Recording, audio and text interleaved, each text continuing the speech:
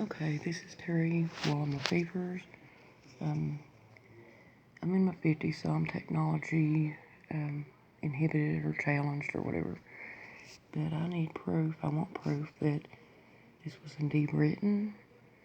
I was responding to a legitimate bowling law office ad on Brian O'Brien, the owner or whoever, DJ, has a radio station in Pineville, Kentucky called The Big One,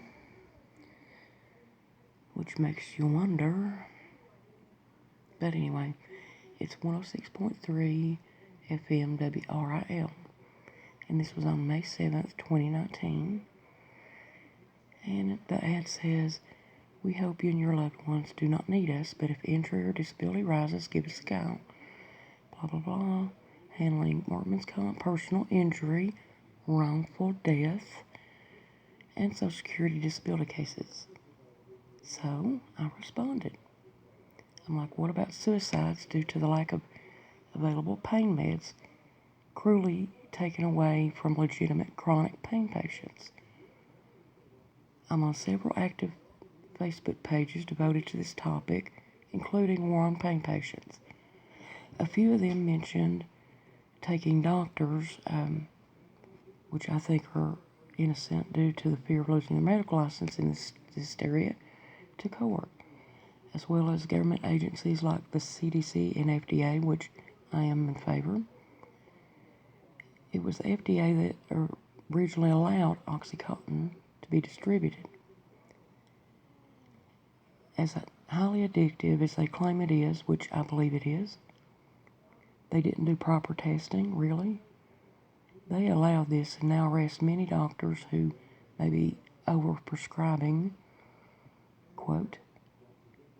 But this is because they have more pain patients than other doctors, because pain patients were turned away out of fear. The very next day, they advised, the FDA, the CDC, advised physicians not to be too quick in taking away pain medicines. Talk about hypocrisy. Personally, I think they're just covering their butt. Any I've been monitoring this on local news outlets in order to get a reaction, and nothing. Not on this station, not on any of the local news community. I do not know why, other than perhaps they were forced to admit that perhaps they got caught up in it, never even considering who was hurt by this, which the bright side of me believes that, but anyway. And that the government and media will never admit to being wrong. In my research, I've not only in this opioid crisis being overinflated, prescription drugs are not even in the top 12 causes of death in the U.S. However, the CDC site, one cannot get a specific amount per year. It is literally generalized from 1999 to 2017. Almost 218,000 died to overdose-related prescription drug opioids, which is tragic. 5 times higher in 2019 than in 1999, which is illogical due to the fact that there are no doctors who are prescribing them, which gets to the flaw in their own numbers. It is illegal drugs. Fentanyl and heroin, that is the problem. Even former drug czar Bill Bennett stated this. Now back to my original point. The suicide rate in Kentucky alone rose 36%, according to the CDC in 2016. Nearly 45,000 died due to suicide. This is nationwide, which is tragic.